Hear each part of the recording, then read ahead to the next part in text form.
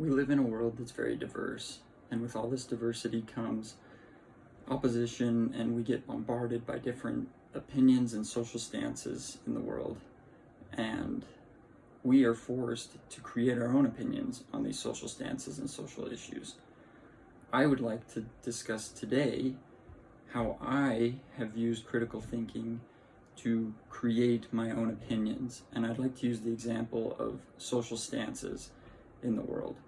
First, I'd like to talk about how we're supposed to find all of the facts about these different social issues. We're supposed to search these things out by ourselves and do everything that we can to know what it truly is and what is going on.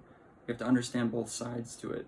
We have to understand what all the sides are and what they really do stand for, and not just, oh, they said that they believe this. We want to go to the actual source of who said that and why they said it. For example, with political stances, when I hear a quote from somebody, or I'm scrolling through my social feeds and I see that the president says something and I disagree with what he says, I want to understand exactly where he was saying, who he was talking to, before I can actually make a stance on what was going on. And maybe I will disagree with it, or maybe I won't, because I understand that he wasn't talking to the group that I thought he was talking to, or I was misled by that false information.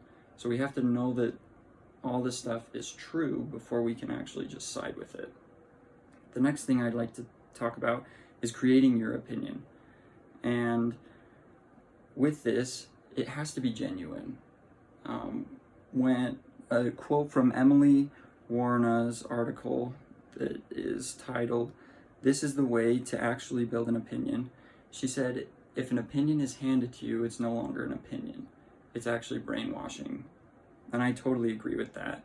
We have to pick something that lines up with our standards, that is personal to us, and not just handed down from our parents or from someone that we respect, but it's really from our heart and what we truly believe. For instance, if someone said that stealing was okay, I wouldn't want to side with that person because it's not in harmony with my standards. I don't believe that stealing is okay.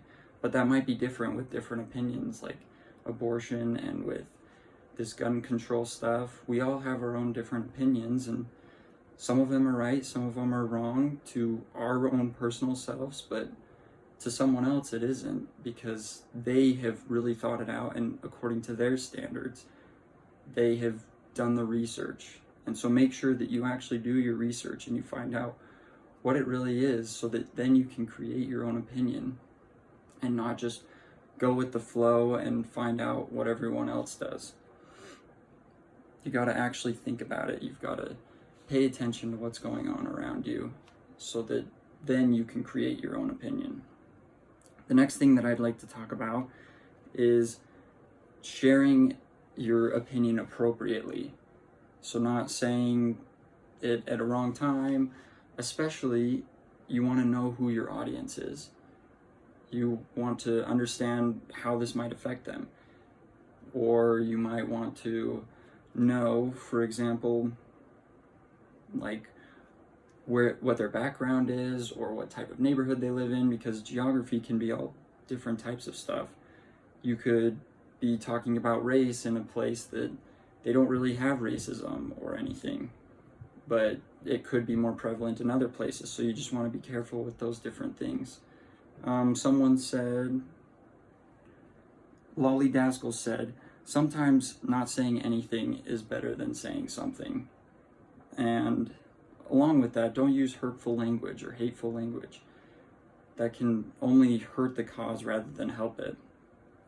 In conclusion, I'd like to say that I know that critical thinking is very key in society today, and if we use these steps, and if we use the steps of thinking for ourselves, finding all these facts, and then sharing what we need to share in the appropriate manner, that we can build a better society for not only ourselves, but the people around us, and we can all actually enjoy the lives that we live.